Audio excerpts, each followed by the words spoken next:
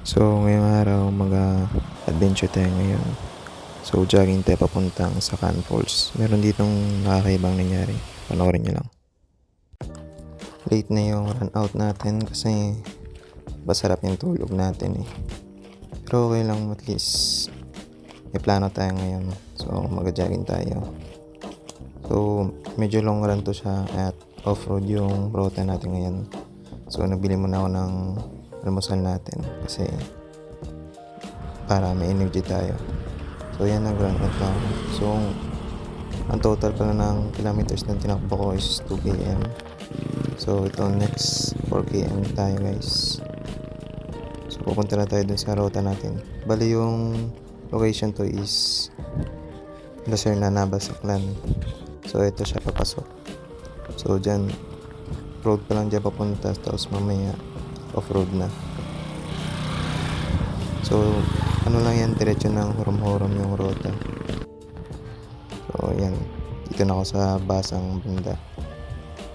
Okay lang muna kasi grabe yung init-init eh. Papunta ako sa Sacan Falls, ano na eh, pa lunch time na. Siyempre nagdala ako ng baon para makatambay ako doon na matagal at maka-relax rin. Siyempre sa pagod ba naman ang ginawa natin tong umpisa. So yan na, off-road na tayo. Malapit na dito, siguro mga 2 kilometers na lang papunta sa Sacan Falls. Ayan. Tamang vlog lang muna tayo dyan. Yan yung mga daanan. So mapupunta kayo, panoorin nyo talaga to hanggang matapos para malaman nyo kung saan papunta yung Sacan Falls.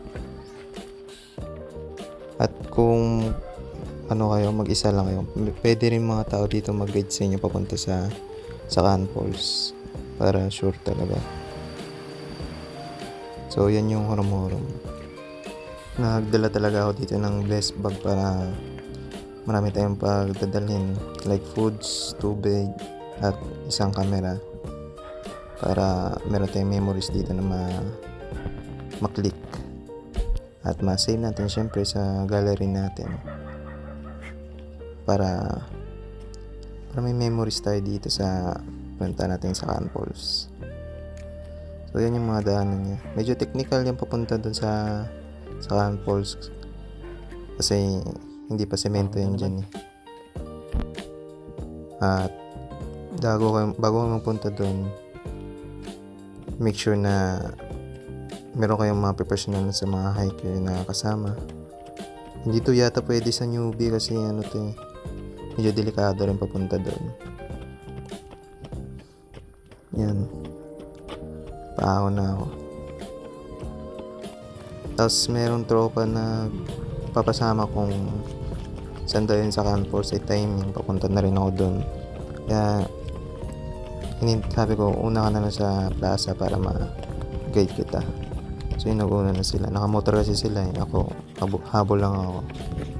Yan sila. Ilang years na ako din nakapunta dito eh, na planuhan ko lang talaga na magpunta. Pagising ko na, plano ko na pupunta ako dito. Ito yung trip ko ngayong umaga hanggang hapon. So yan, ensayo lang. Ensayo sa magandang adventure.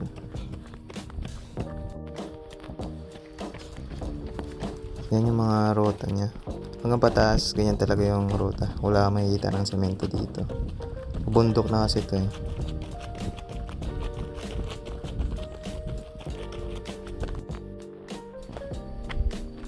So yan yung baba niya. Makikita nyo na ano yan dyan,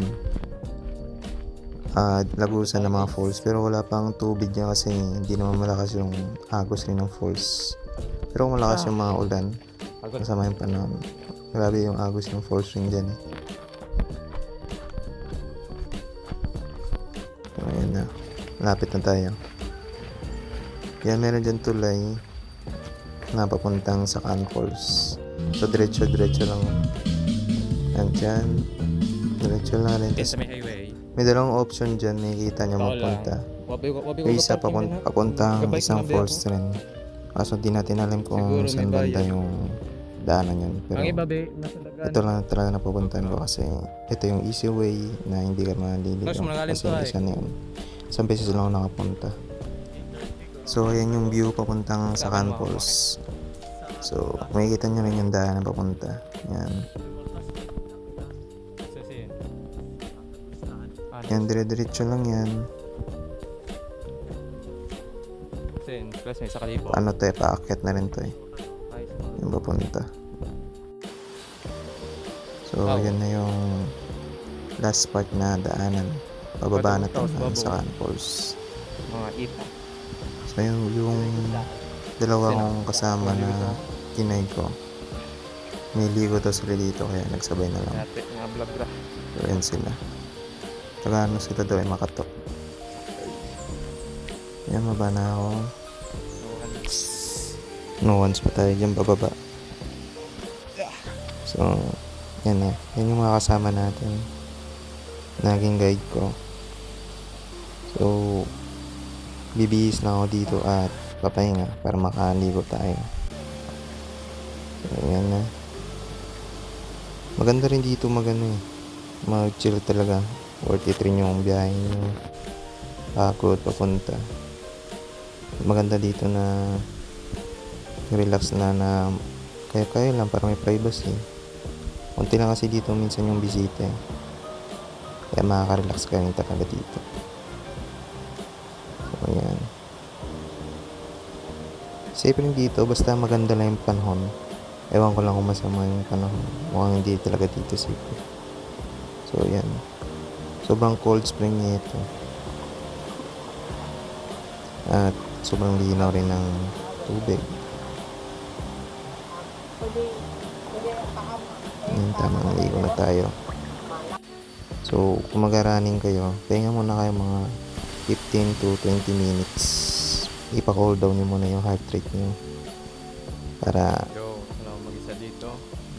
safe yung yung ligo natin. So yan, food trip. So ako lang mag-isa niyan dyan. Yung iba nakauwi na. Merong 3 dyan na taga-Malay. So bali, nagano na sila. Nag-uwi. Naginuman lang sila dyan. Tapos yung dalawang partner, nag-uwi na rin. So ako lang natitira. So kung dito na kayo sa Sacan Falls, ingat lang kayo sa nilalakaran nyo kasi madulas yung mga bato dito eh. Yung parang lumot nila is brown. Kung ano mo lang tapakan mo as in slide ka na agad. Kaya doble ingat lang. So dito ka lang dadaan. So yan yung place niya makakapunta dun sa falls. Yan, meron mga isda Guys, dyan. ito yung tips na Maliliit lang. tao gusto magdala ng kape na hindi na hihirapan magdala ng marami. So ito lang yan Diba?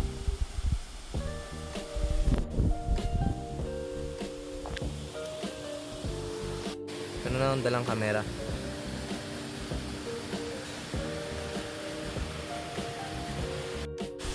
Guys, nadala tayong Casio Slim Digicam guys. So bago namin gawin, mag-picture tayo ng mga ganda sa mata natin para may remembrance.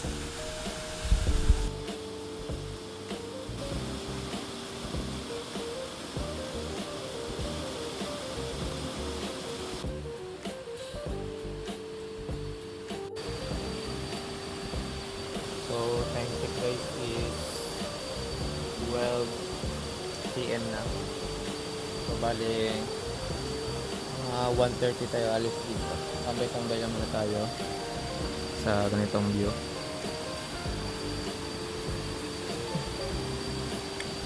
Ikaw, anong plano mo kung lang nagawa sa bahay niyo?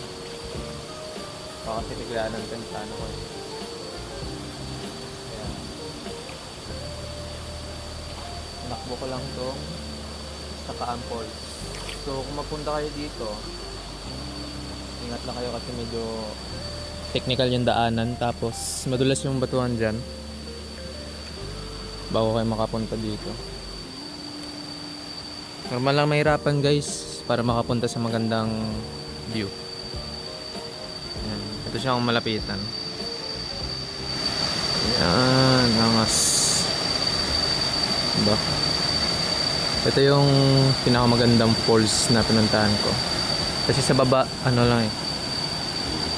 May mga restaurant, cottage. So ito yung pinaka maganda talaga para sa akin.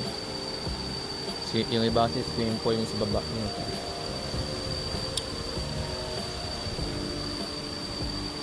Yeah. Sa ano to guys? Lacerna Navas, Saklan. Right, yung guys, kung napapansin nyo na parang meron ditong ano, ayun, parang bahay ng sira. Oo, kung ano yan eh. Hindi ko pa alam yung story niyan. Kung ano yung story nito. Pa-share naman guys para malaman natin kung ano yung story niya ito, yun sa Can Falls. Matagal na to daw itong pinupunta ng mga tao, ng mga matandang tao daw. Dito daw sila nililigo. Ano kung ano dati to. Tapos meron pa dito sa unahan bago yung ito. May pinakaunahan pa. Kasi medyo malayo lang yun. Dapat may kasama ka doon. Nung punta yung alam niya talaga. Ako mag-isa lang ako eh. Gusto ko mag-chill. Dito na lang.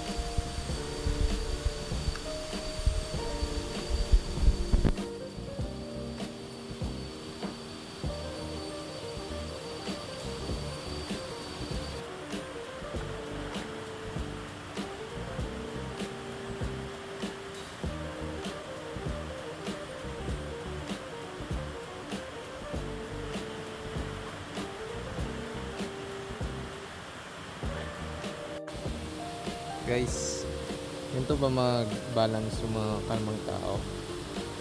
Gagi. So, akalain mabalance yung gantong ano, hugis ah. Balance yung tayo dito. So guys, dalawa na yung ginawa ko.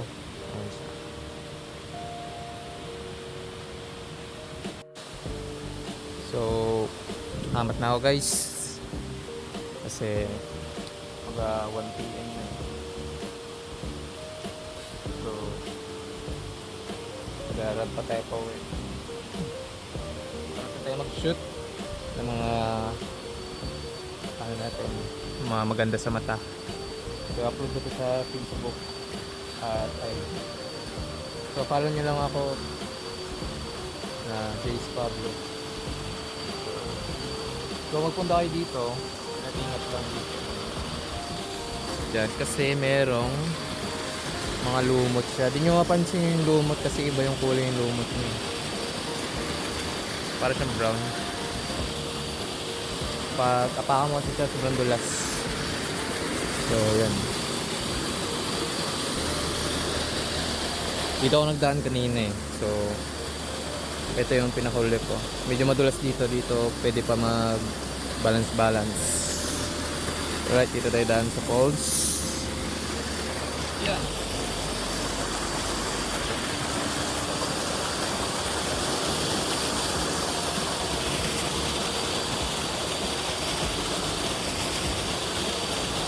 Yan.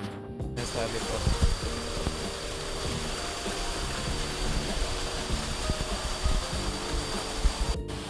Yan guys, pauwi na ako.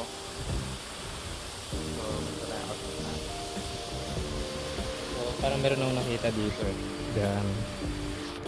So, i-flash natin. Tingnan natin kung ano siya. Sana kahoy lang. Kahoy na gumagalaw. Na ganun dapat na hindi dito tayo. So, video natin. Ay, bad trip guys. Hindi ko siya ma-flash eh. Hindi ko alam kung ano yun. Meron kasi dyan na hindi ko hindi ko alam kung ano talaga. So yan, digicam gagamitin natin. So pag may lumabas, delikado magtakbo rin dito. Mapunta sa taas. Sana kahoy lang para malaman natin kung ano.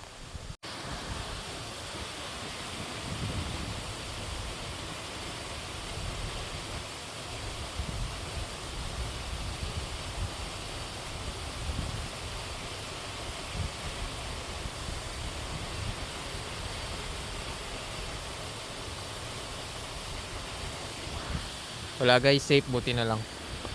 Buti na lang safe. Wala ko kung ano. So ay po, ina tayo. Yes, sir. Tayo, mulan pa. All good lang. Okay, thank you sa Campos.